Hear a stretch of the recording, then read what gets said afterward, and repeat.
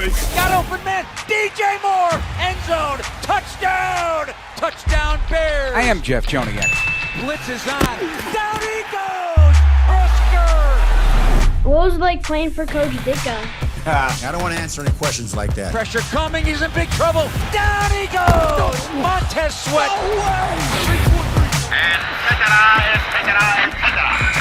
And now, Bears Etc. brought to you by Miller Lite with the voices of the Bears, Jeff Joniak and Tom Thayer.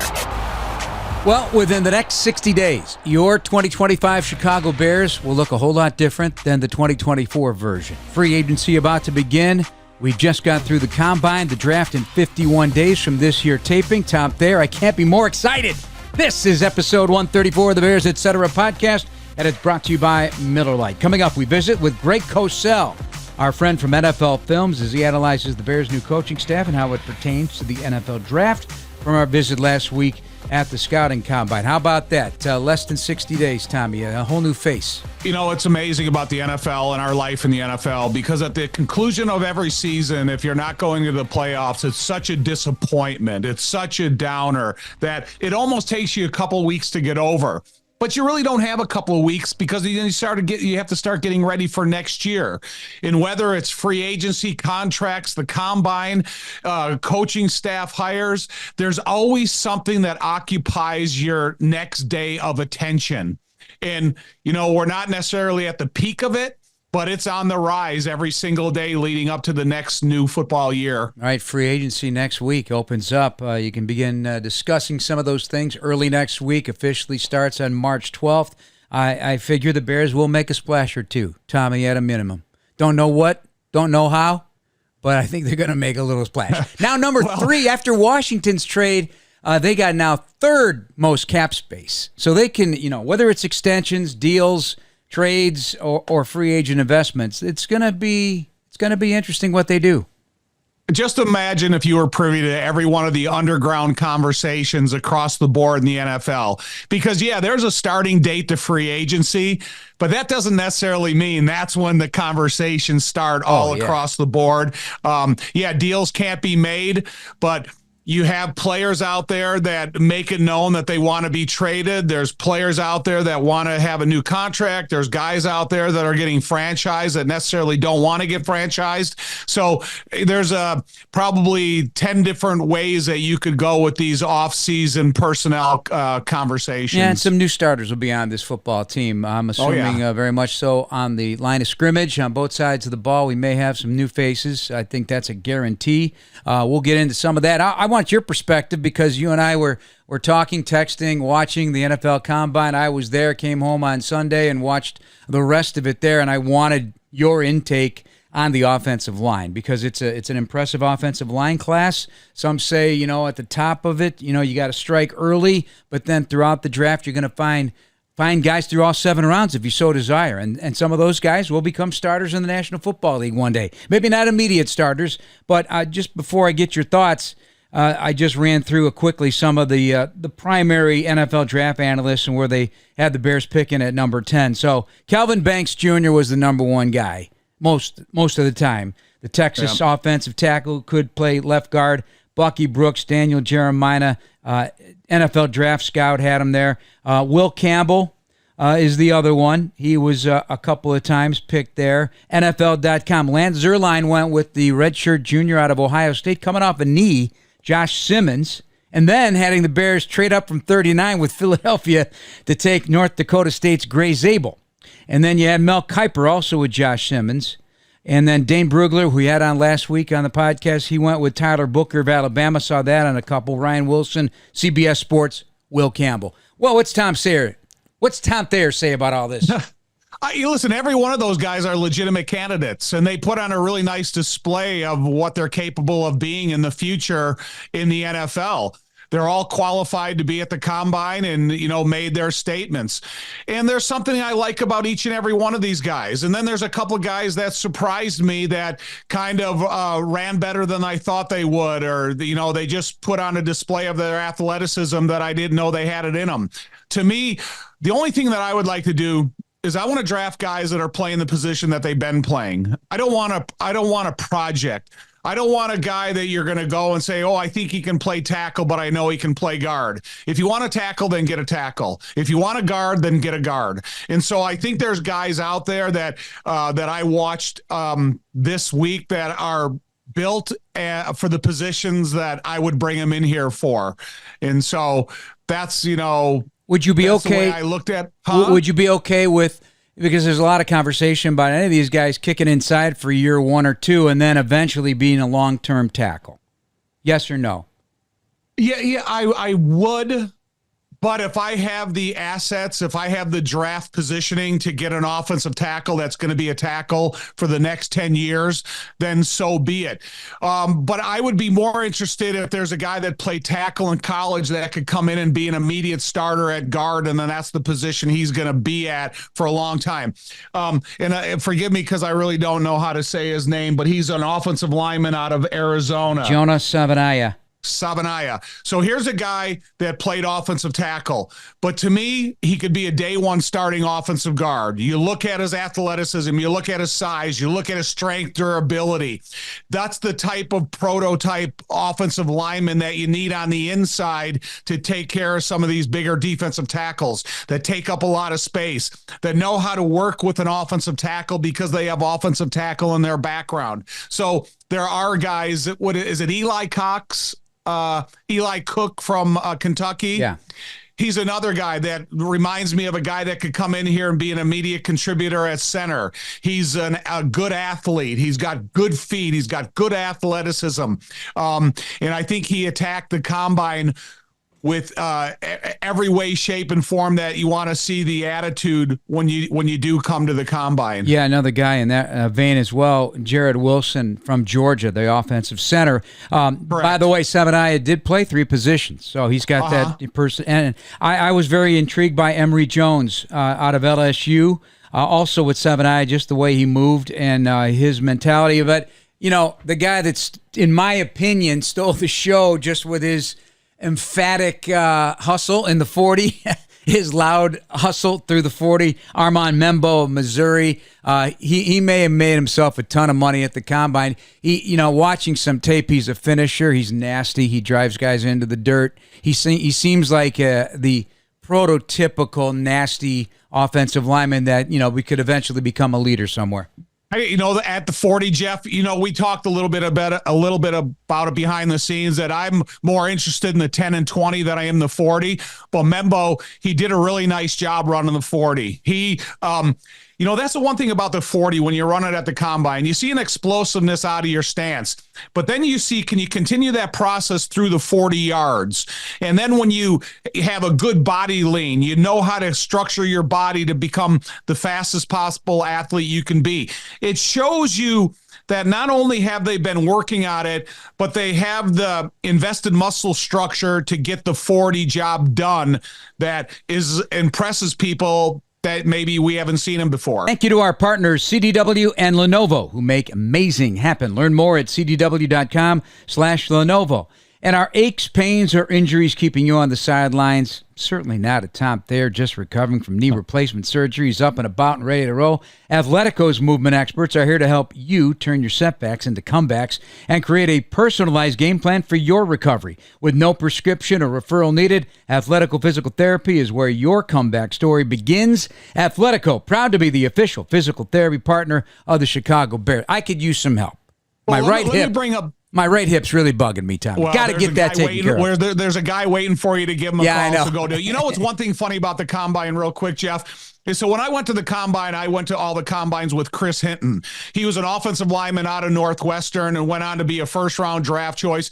And then I see his son out there at the combine, and I try to think back of Chris Hinton, who was a really good athlete, a big, thick football player, great athlete, super intelligent, went on to have a great career in the Ring of Honor at the Indianapolis Colts.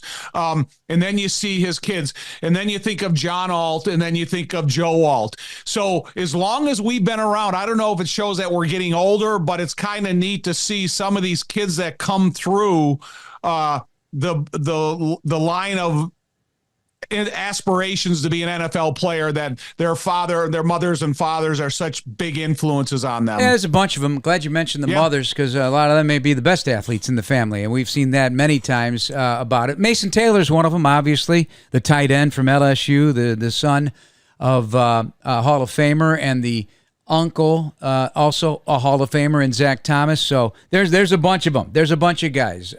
We could go take all day going down that list. Obviously, Deion Sanders' son Shador at the top of that list right now, getting attention. All right, well, we shift gears here. Let's listen in, because we talked offensive line. We talk a lot of different areas with Greg Cosell, including where he feels the strength of the draft is on the defensive line. He's an NFL analyst, senior producer at NFL Films, highly regarded by NFL insiders for his football knowledge. He works at it. He watches a ton of tape. That's where he gets his info from. He did more interviews, Tommy, than anyone in Indy last week, in my opinion. He did just about everybody on Radio Row. One of the talents on that NFL matchup show we all like on ESPN. Here's my conversation with Greg Cosell. Yeah, I've been lurking. You know, I guess people they think I know what I'm talking about, so I just keep trying. You do know what you're talking about. I just keep trying to fool them. You know, every day. You know, just keep trying to fool them. You're the tape king.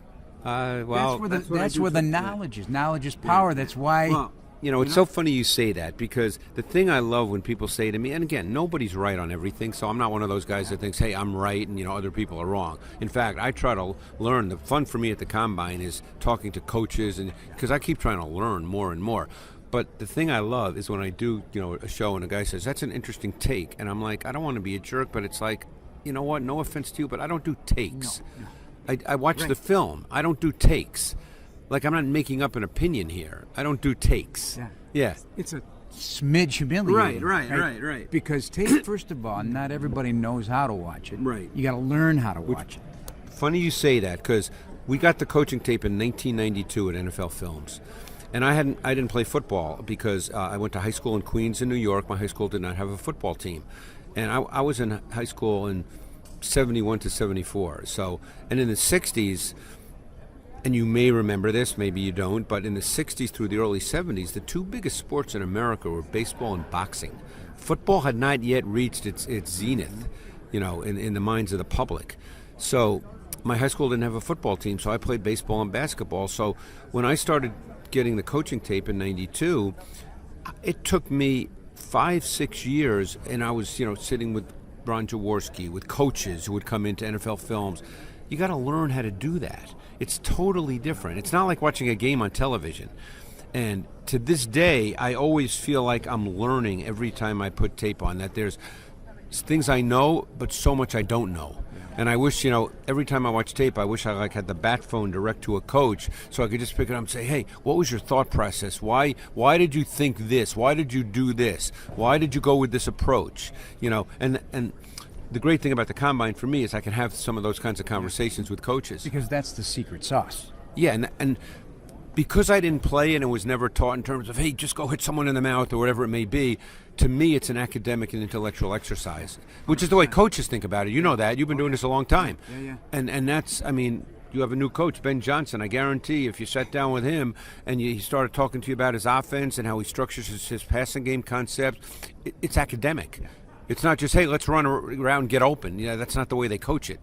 It is wonderful when you dive deep and slow the game down in that manner, which you now have become a pro in. And you know, it's so funny you say that, because I created the NFL matchup show in the mid-1980s. And as I said, we got the coaching tape in 92, and that opened up a whole new world for me. But one of the things I think about, and I've always thought about this in doing the show, is just trying to have people understand how detailed and nuanced and all the subtleties of the game, that it's not just, hey, let's roll the ball out and let's go make a play today, you know. And, you know, I hope I've been able to do that. I hope it's never condescending or patronizing. You know, just want people to understand that there's so many variables. And just like you mentioned, Mark could spend 8 hours, Mark Trestman.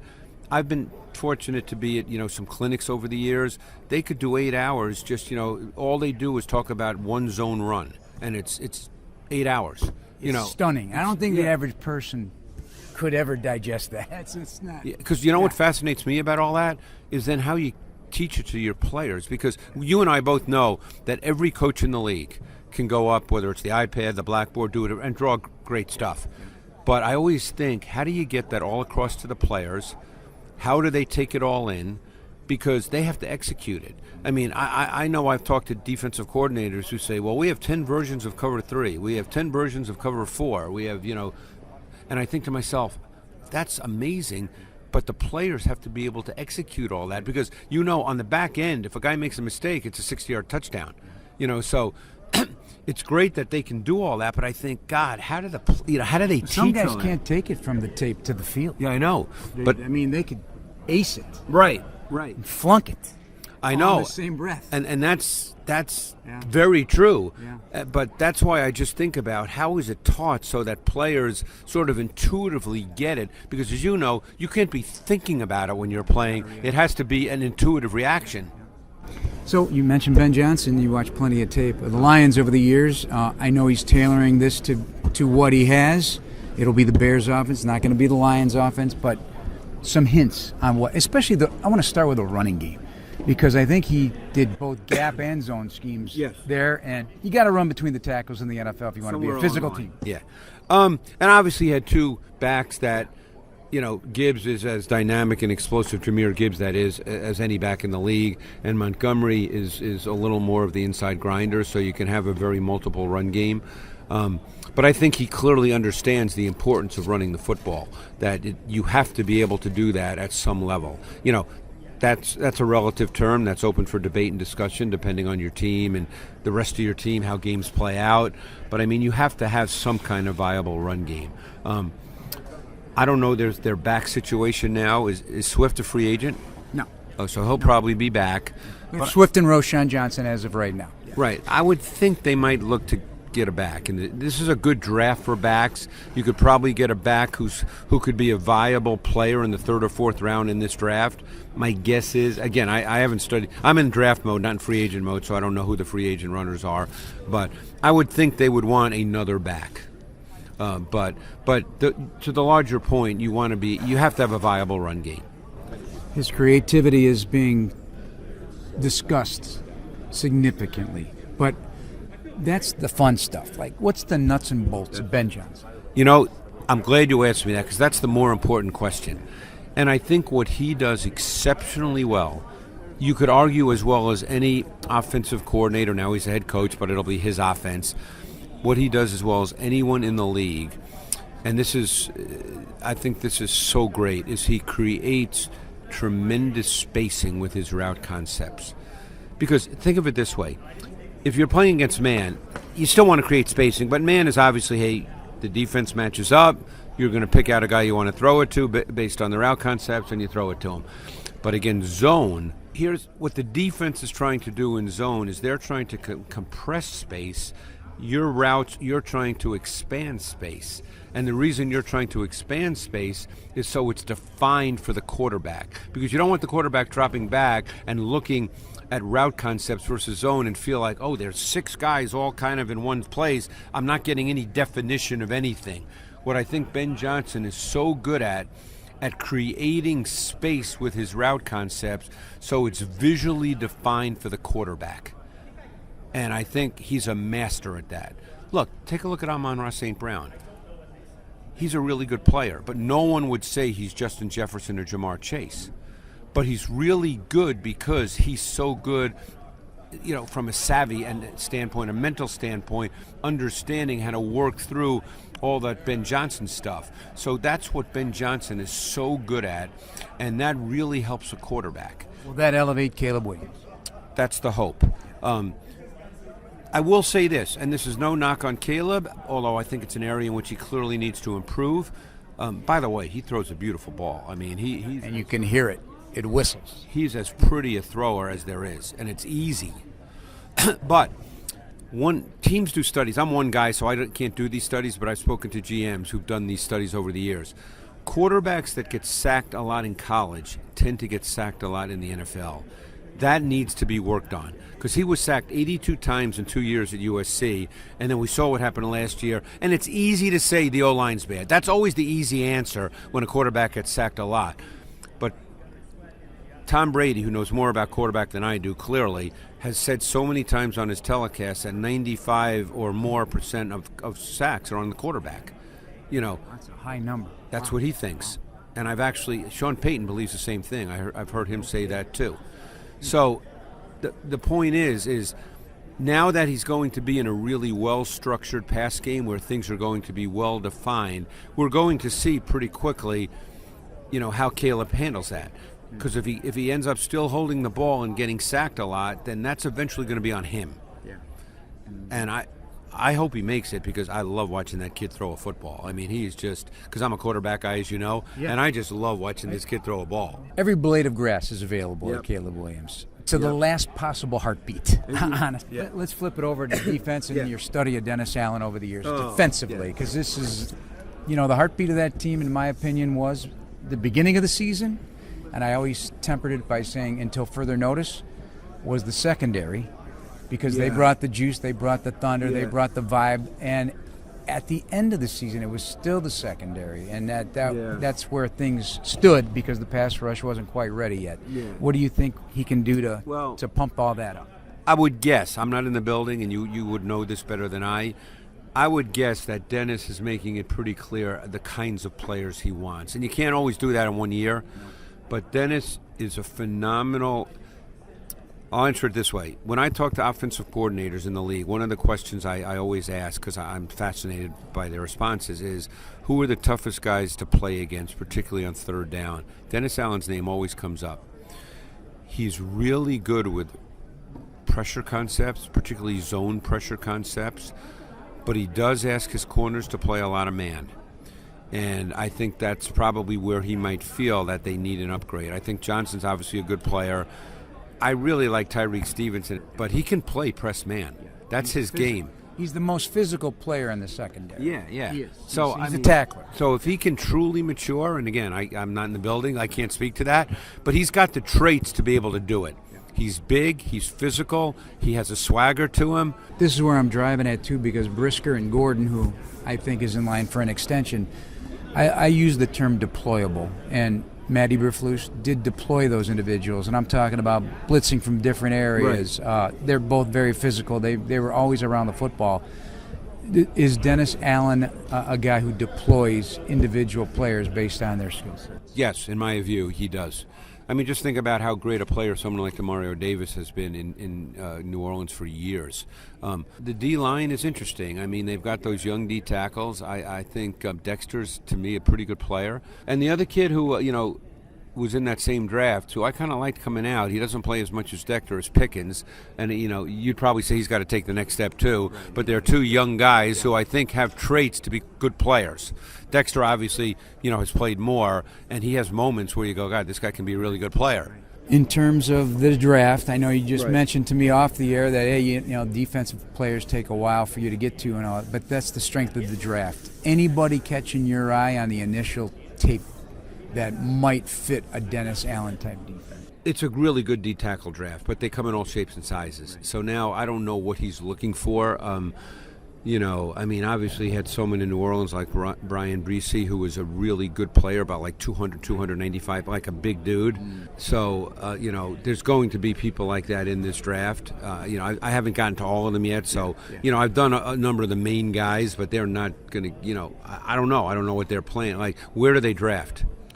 Well, we got 4 of the top 75. Like someone like Walter Nolan from Ole Miss. To me, based on tape, and there'll be different views on this, I think he's the best D-tackle prospect in this draft. I like him more than Mason Graham. Because here's the way I think about it. And I had a great conversation with a personnel guy about this, and we disagreed a little. Not totally, but we disagreed. If you look at all the really top-level D-tackles in the NFL, they all have a meaningful power element to their game. It's very hard to be a really good D-tackle in this league as kind of a finesse player. Yep. And to me, Mason Graham, he's a wonderfully fun watch. He's such an enthusiastic player, but there's not to me, a meaningful power element to his game. Whereas Walter Nolan from Ole Miss, explosive off the snap. Oh my God, he has plays in college that were like Jalen Carter, where he just ragdolled SEC interior offensive linemen. And again, I'm not getting into character person. I don't work for a team. I'm not interviewing these guys. I'm just watching the tape, and I know that factors in. Yeah, for sure. But Then there's another kid from South Carolina named T.J. Sanders, who's probably not a first-round pick. He's a little more of, to me, kind of a sub-front pass rusher type at this moment in his career. Maybe he develops into a three-down player, but at this point, to me, he's a little bit more of a sub-front pass rush type. Did you watch Shamar Stewart's workout? Yeah, and I've seen his tape. Well, Shamar Stewart is first of all, he weighed 281 at either the East-West or the Senior Bowl, and he was 267 here. So he lost 14 pounds in 2 weeks, which he through his agents, advisors, workout gurus, felt that he needed to do. He's a freak, but he doesn't know how to rush the quarterback. And I had this conversation with Chuck Smith on the field last night, the former D-end, who's now kind of works for the Ravens, but before that he was kind of like a pass rush specialist. Mm-hmm. So the question becomes, with guys like that, yes, you can theoretically teach them, just like, you've seen offensive line coaches work with hand placement, you can teach everything. The question is, does the guy then do it? Right. Because right now, he is a ridiculous athlete, Stewart. I've seen his tape. I probably watched 6 or 7 games. There are plays where he runs people down where you would swear the guy was a safety, the way he moves. But he doesn't know how to rush the quarterback. So the question, you got to teach him how to do that. Yeah. And it takes time, then. Sometimes that takes time. Yeah. But he's a freak. Yeah. All right, offensive line. Yeah, and I haven't done a ton of the interior guys. Look, if they feel that's an absolute priority, I think that someone like Tyler Booker out of Alabama would not be seen at all as a stretch at pick 10. Yeah. I don't think he'd be, And because of the character, leadership qualities. I've heard great things about the kid. Unbelievable dude. That's what I've heard. Again, I can only go by what people tell me when it comes to the leadership character part. But I hear that, you know how coaches talk. They talk about the room, and I hear, you want him in your O-line room. Yeah. That's the way coaches talk. You know that. I don't think he'd be considered a reach at 10. Because keep in mind, I just love to evaluate. I'm not a mock draft guy. I don't make lists. But I've heard, in a normal year, people normally say that there's 15 to 18 players who have legit first-round grades. Legit, like, hey, these are first-round players. I've heard this year there may be 10. But I've heard the same. But you still have to draft. Right. You still have to draft. Well, end right there. How about it? All right. That sounds good. So a book of knowledge, Tom, and I appreciate, because he rolls up his sleeves and he spends all day watching tape. And that's where he gets his information from. Then he uses that to go, find out more from coaches and GMs. It was a great interview by you, and I really like every time I listen to Greg Cosell talk. I do like his TV show on the weekends, but he's also a guy that's super invested, because he's not a guy that has football in his background. He's a guy that's learned a lot about the sport by both watching tape and interviewing people and talking to coaches. Like he said, I wish I had a coach on every, a lifeline every time I was watching tape to think about what they were thinking there. Because when you talk about watching tape is not just watching the play. There's like 10 or 20 things you have to think about before the play ever starts. Hash mark, down and distance, time on the clock, formation, personnel groupings, personnel they're facing, how the defense is lining up. So, Greg is a super educated guy because he's invested a lot of time learning about the sport. One of the things when I started watching tape for the first time, you kept me on my toes. I'd be watching it, and you out of nowhere, what down is it? What down was it, Jeff? You'd hear silence because maybe I wasn't paying attention, but it does matter. Everything matters. Everything matters. And so I learned that from you in a big way, and I learned to slow down the tape so much to watch the feet and the hand placement, because that matters as well. Now, we don't, I don't know all the coverages, at the time of watching some of these things. So, if you're looking at wide receivers or whatever and what they go to the line of scrimmage with when it's a check with me, and you got three decisions to make depending on where the corner lines up, inside, outside, or on your face. We could go all day, and that's the beauty of it. Well, I'm gonna tell you, I know I told you this story before, but for the listening audience. So when I went to the USFL, George Allen was my coach. And he gave me a projector, and he says, Tom, I want you to watch a lot of tape, and I want you to know what you're watching and learn a lot about defensive football. So he said, look, I have a roll of film on my desk, and it's all nickel. And so I want you to watch that, and then we'll talk about it during the week. And so I watch it. I watch it a couple times. I'm looking at everything that's happening on the line of scrimmage. So I go back, and the first question he asks me is, what number is the nickelback? And you couldn't answer it? I never looked there. I go, wow. I don't know. He goes, Tom, that's the thing about watching tape. You have to be aware of these guys that enter the lineup because you could be responsible for him in pass protection. He could be a blitzer. And so, as much as you think there's always a guy out there that knows more than you. And so that experience on a week-to-week basis with George Allen, it really, really helped me learn how to watch everything in the tape and not just the guy you're playing against. Yeah, I bet you never made that mistake again to this day, right? You know exactly. Boy, and that had to be a gut punch, right? Because here you like watching tape. In fact, you love what? It's a passion for you. Yeah. And that one question, boy, that probably made you quite nervous and start sweating. I mean, I did. I full body slap. I started sweating, and I said, I'm never going to watch tape the same again. And so now it made you watch all 11 guys instead of just one.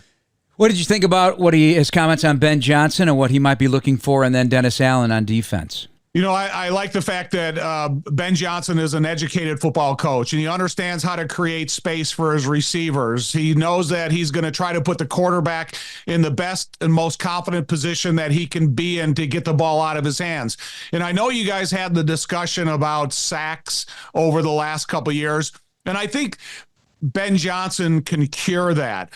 I'm a big fan of the fact that Ben Johnson is a huge play action guy because I think that helps an offensive line and a quarterback as much as any one element in the offensive side of the football. And then it talked a lot about man coverage versus zone coverage. What are you trying to do versus zone coverage to help your quarterback? So I like all that kind of stuff. And, the way that he thinks about Ben Johnson and the offense and his offensive development.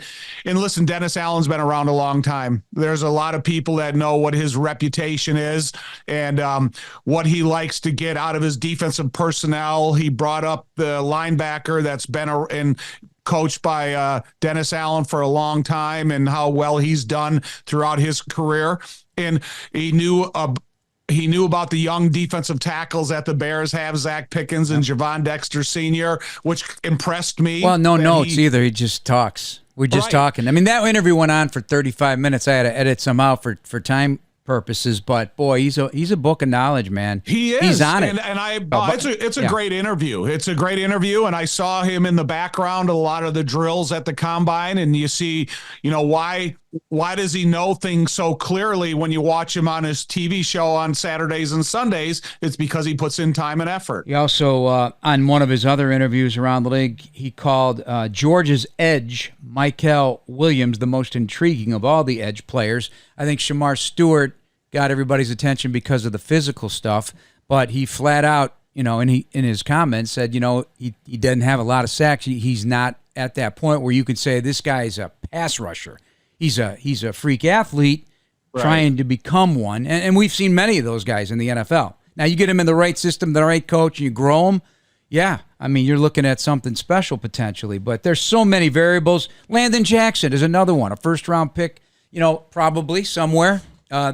What a great athlete he is from Arkansas, and he was in the backfield when I was calling the game of the Senior Bowl. They couldn't block him. They couldn't stop him. So he's another one to keep an eye on. At safety, I like big safety. You know what I like, Tom? Nick Emenware, 6'3", 231, South Carolina bad man. 32.5 arms, 43-inch vertical, 4.38, ball skills, run thumper, can carry the tight end, can carry a slot in the seam. I'm not saying this is somebody that the Bears, I'm just talking about players that I love. Jahad Campbell of Alabama.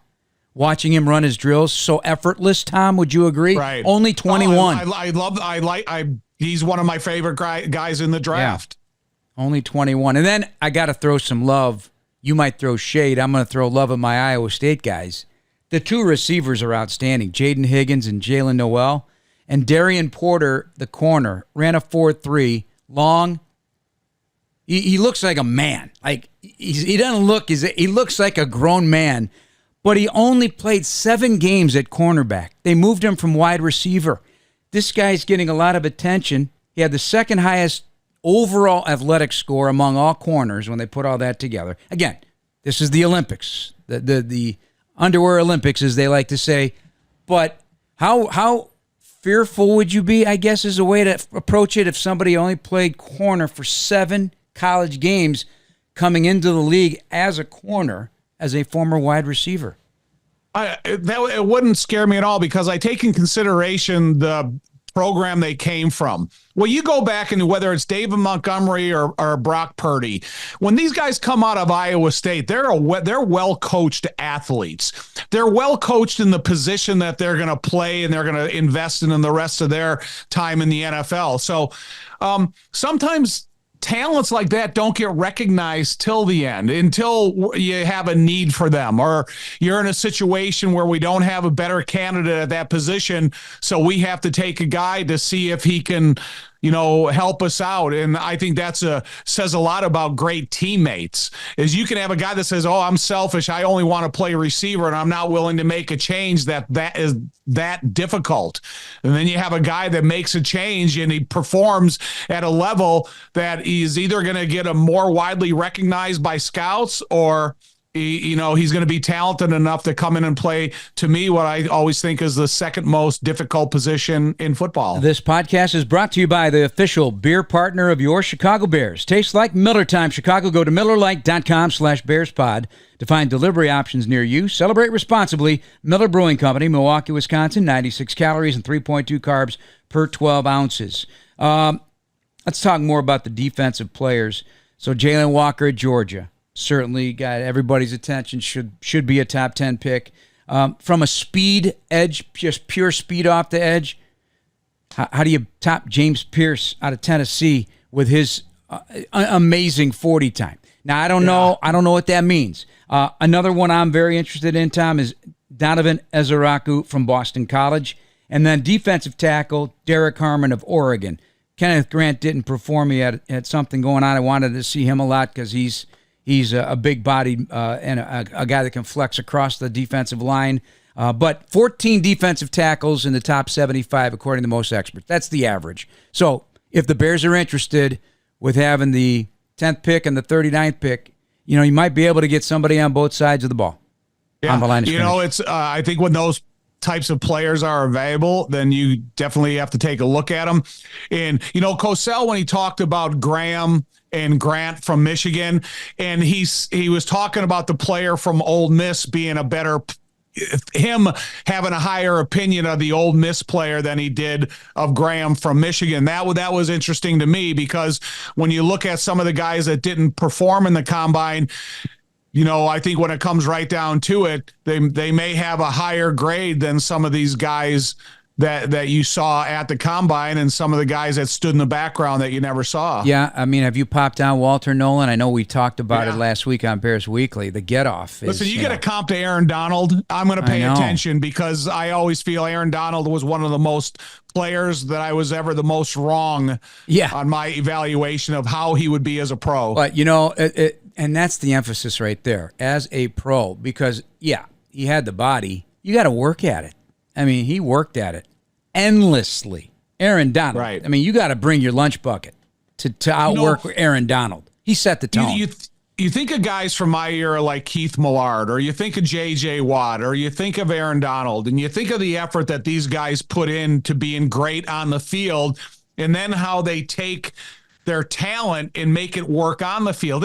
Size doesn't matter. Take it out. It's about explosiveness, determination, understanding leverage and strength, and being determined to be in the weight room and be what you've become. So I'm interested to see, what happens there. And then that Ty Robinson.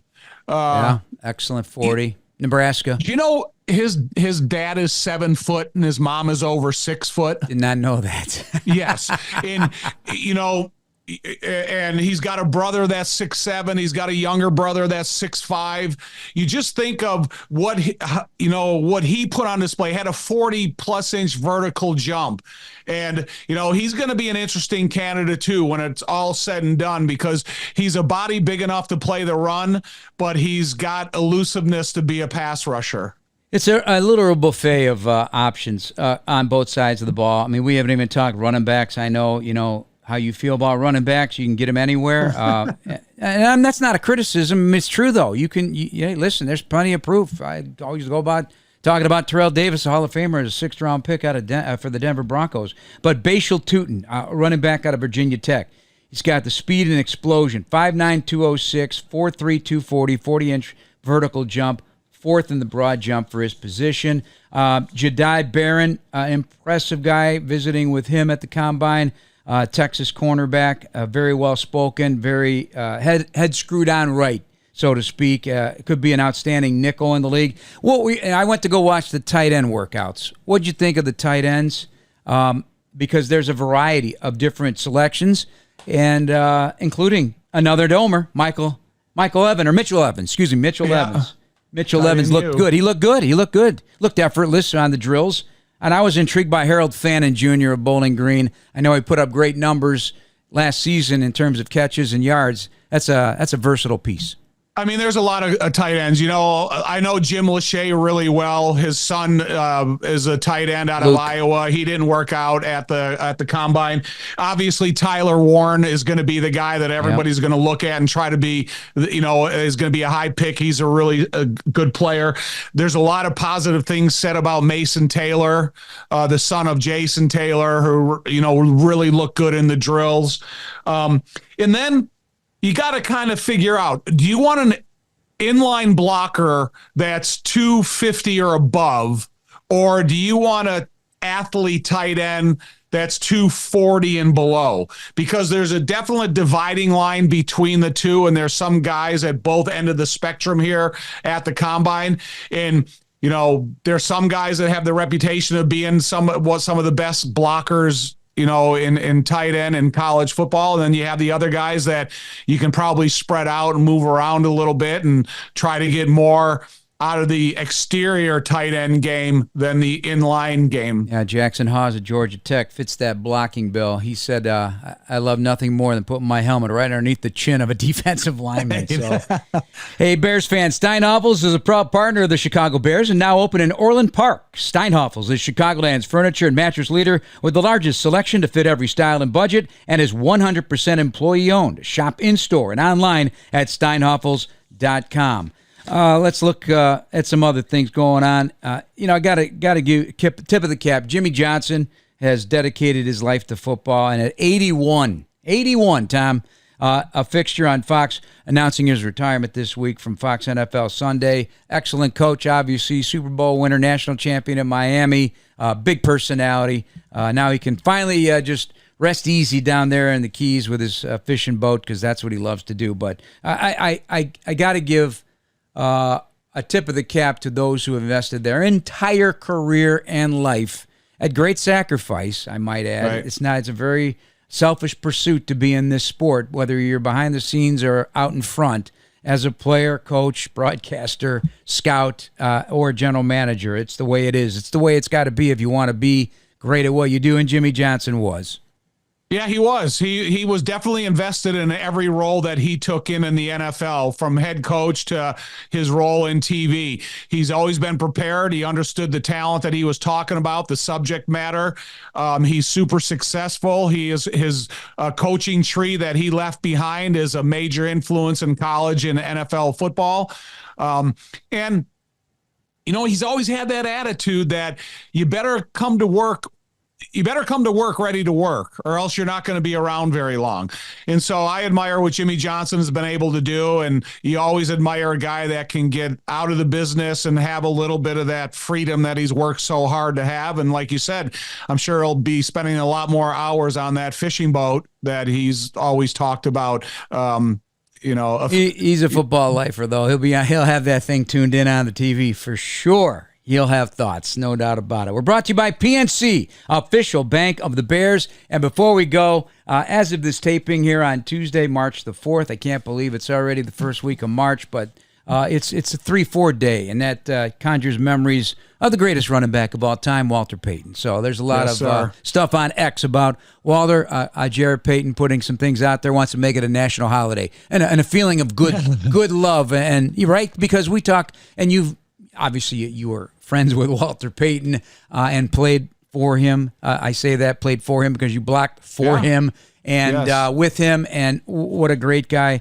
Taken too soon. But yeah, we give a tip of the cap at 34 today. You know, Walter Payton, his football ability and accomplishments, they speak for himself. But for the people that got to meet him outside the uniform, I think that's when you really meet the true star, celebrity, a guy that there's not a lot of people like him, because he's so gracious to every single person he meets. And I always analogize, if he walked into an elevator that was packed with people, by the time that elevator ride ended, every single person would be smiling because of him. And I think we know how much we all love Walter and how much we miss him. But I'm glad that we're reminded of him every year at the Super Bowl when they talk about the Walter Payton Man of the Year. And, you know, he's never far from our Chicago Bear and NFL minds. Nope, you're right about that. This podcast is brought to you by the official beer partner of your Chicago Bears. Tastes like Miller Time Chicago. Go to MillerLite.com/BearsPod to find delivery options near you. Celebrate responsibly. Miller Brewing Company, Milwaukee, Wisconsin. 96 calories and 3.2 carbs per 12 ounces. Tom, we're going to wrap things up. Next week, we'll start looking at free agency, a little sneak peek at free agency. I don't know quite how to look at that. There's going to be a ton of rumors, and how the Bears are fixed to do some damage. Yes, they are financially, but, you got to be smart at the same time. And I think, Ryan's approach has always been to be a draft-driven team, and that's what I personally prefer. But, you got to dip your toe in the water and in times of need at certain positions when you measure what's available at the college draft in the year you're going to get these free agents. Well, you have a lot more investigative material to work with when you're talking about free agents, because when you talk about free agents in the NFL, there's a lot more evidence on video when you're talking about their game tapes, their performance, their recovery from injury, how they bounce back after a negative play to a positive play. So there's a lot more things that you can look at. And yeah, you got to look at their ages. You got to look at their accomplishments. You got to think, why are they on the move? Is it strictly salary related, or is the team making that choice? So there's a lot more evidence that you have to invest time in. And I know Ryan Poles and his staff will do that as diligently as anybody. Yep, and they'll draw on the experiences with certain players that are now free agents or possible trade players like Ben Johnson and Dennis Allen. Certainly as offensive coordinator, head coach, and defensive coordinator in their careers, they have attachments to certain players. Tommy, that's going to wrap us up. For Tom Thayer and Greg Cosell from NFL Films, I'm Jeff Joniak. Thanks for listening, everyone. Please subscribe now to the Chicago Bears official app, Apple, Spotify, YouTube, or wherever you get your podcasts. Bear down, everybody.